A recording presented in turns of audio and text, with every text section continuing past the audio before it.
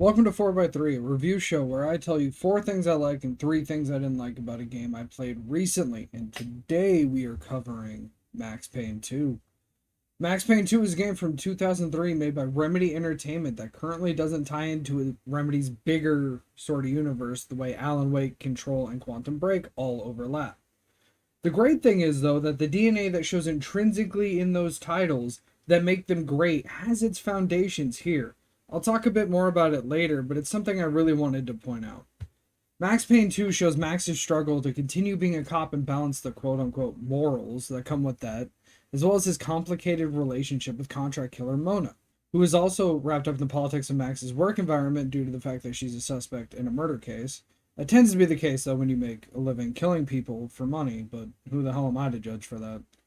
That makes it sound like a murder. I did not murder someone. I want to make that part very clear. I didn't do any of that.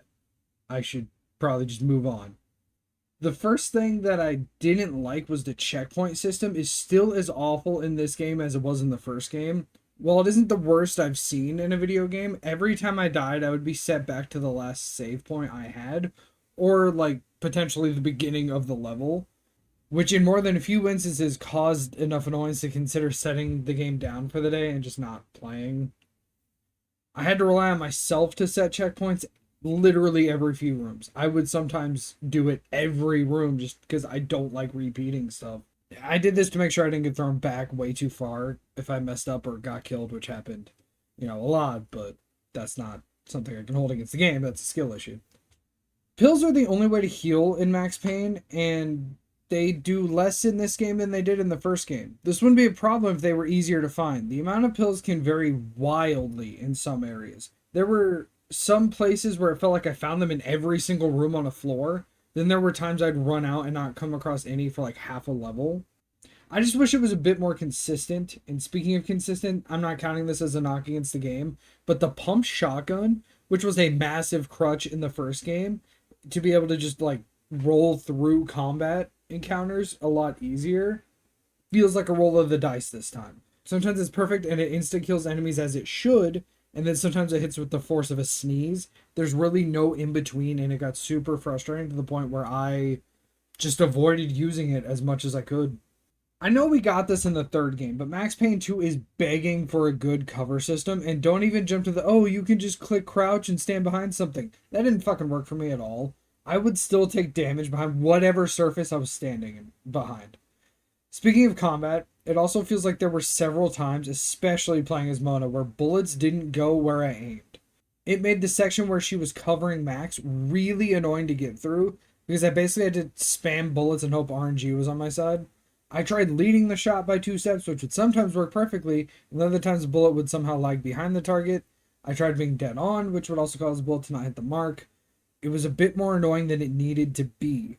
Be that as it may, I do like how the story switches between Max and Mona, even if her levels were some of the shortest ones in the game.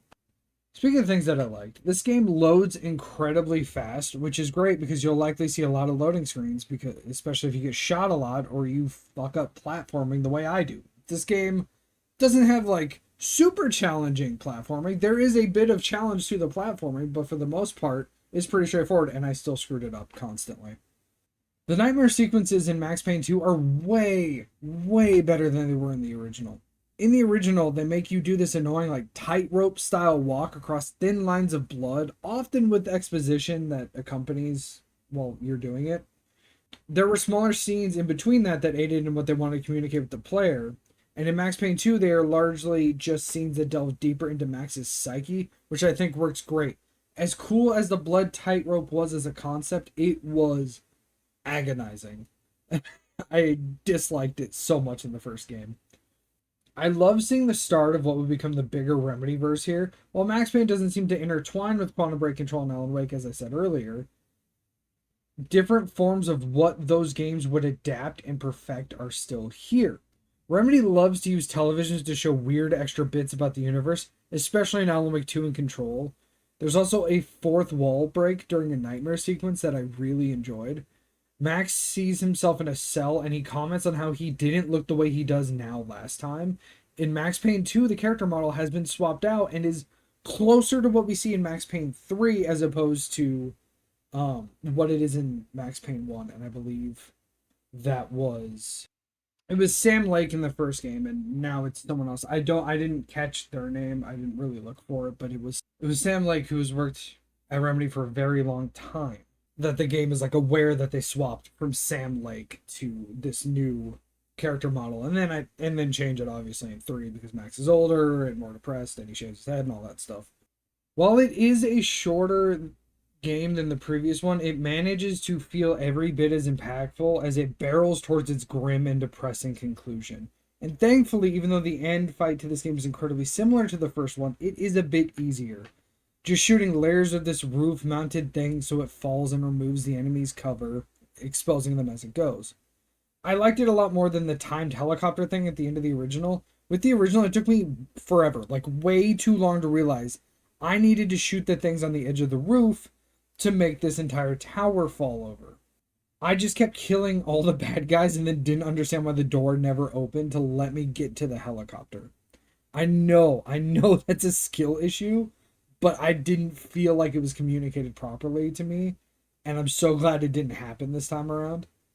With all of that said, I give Max Payne 2 a solid 7 out of 10 rating. I do recommend playing it. It's enjoyable enough to get through. I liked it, but I didn't like it as much as I did the first and third games. I'm interested to see what comes from the updated versions Remedy is making, and who knows, I could change my opinion completely when those come out, because they could add more context to everything, they could add additional levels. I don't know what they're up to. I'm not in on anything Remedy's doing. But my opinion could change. I had that happen with Halo 3 recently. I thought Halo 3 was actually kind of like just a middle to slightly above average Halo game until recently when I was playing through it again, because it was my sister's first time playing it. We did it in co-op. I had way more fun with it this time. I think a lot of that was like because Halo 3 was the first Halo game I actually played, so like I didn't have all the story and stuff the first time I played it by myself. But I do have a bit of a better appreciation for Halo 3. I'm not trying to start a Halo like bullshit like this one's better than this one. I just prefer Halo Reach. I love Halo Reach a lot. But that's neither here nor there. We're talking about Max Payne 2. Let me know what you thought of Max Payne 2 down below. Did you play it? Did you play the other version? I believe there was a Game Boy Advance version. I own the original on Game Boy. And I was awful at it. I'm so glad I played it on Xbox instead all the way through. I really missed making these reviews. I've been grinding through school. I took a phlebotomy course. I'm still in it at the time of recording this. I am doing my extern, and I'm hoping I get through that, and I see enough patients to complete everything, because I really don't want to do this again. I want a little bit more structure and free time and sleep. I am very sleep deprived right now. But anyway, thank you so much for watching. Hit the sub button, like the video, share it with a friend, and as always, be good people.